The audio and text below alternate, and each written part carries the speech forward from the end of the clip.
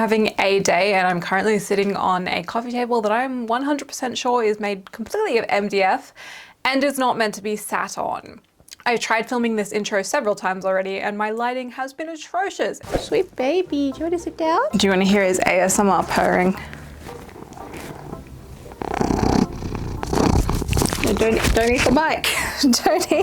Don't eat the microphone. It's still atrocious, but putting my ring light behind me and sitting in front of a window was apparently the best thing I could do to look remotely presentable today. So that has been a fun morning. Hi, welcome back to my YouTube channel. My name is Ellen Bourne and today I am going to be doing a few tiny little details in my kitchen.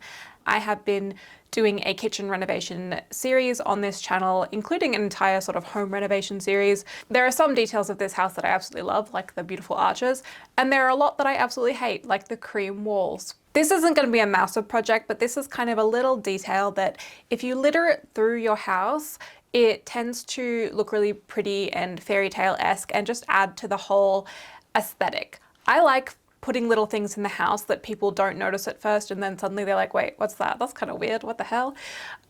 Which is what a lot of our friends say when they come over. They're like, is that a real human skull? And I'm like, yes, I found it in the backyard. And then they don't realize that I'm being sarcastic for a while because I don't think I'm very good at humor, let's be real. I started out by using a tape measure to measure the rough size of the jars and the area that I wanted to cover with the labels. Then I opened a print-friendly A4 canvas in Photoshop. This would allow me to create labels in the exact sizes that I wanted. My labels were ideally going to be rectangles with a height of around 1.5 inches and a length of around 2.3 inches. I used the rectangle tool to measure this out and began adding text and images that I pulled from free-to-use sources like Pexels, Freepik, and also some that are available with an Adobe Stock subscription. Most of the fonts that come standard with Photoshop are pretty abysmal when it comes to graphic design and labels, so I scrolled through their free font library to find some sets that would look nice and give that vintage effect I was after.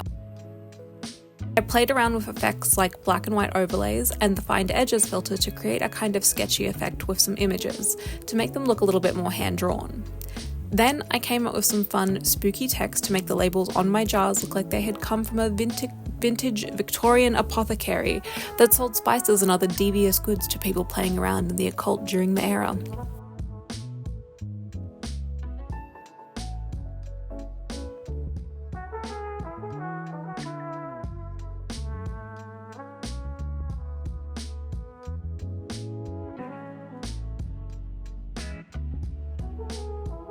I added some flourishes from Freepik, and when I was happy with my design, I added in the spice names and printed these off.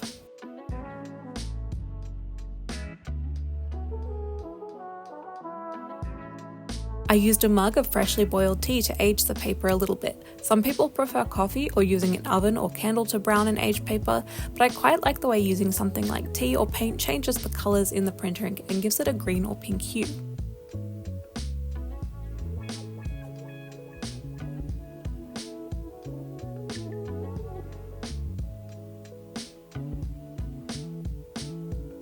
Once dried, I cut out the labels and I used Elmer's glue to stick them carefully to the bottles.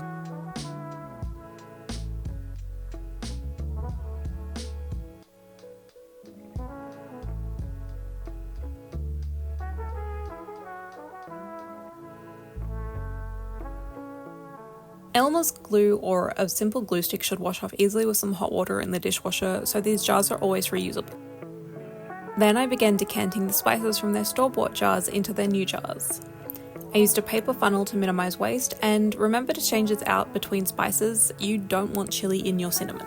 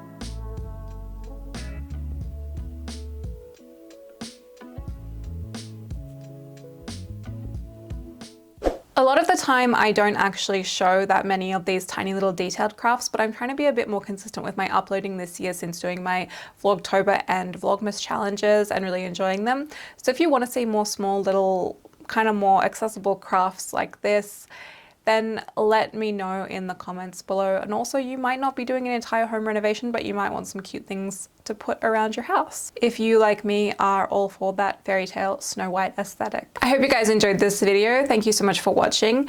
If you would like to hit the subscribe button, I am trying to be a little bit more consistent in the uploading, as I said. I'm here almost every week, and you can also follow me on Instagram, Twitch, Twitter. All of the things are listed in my description below.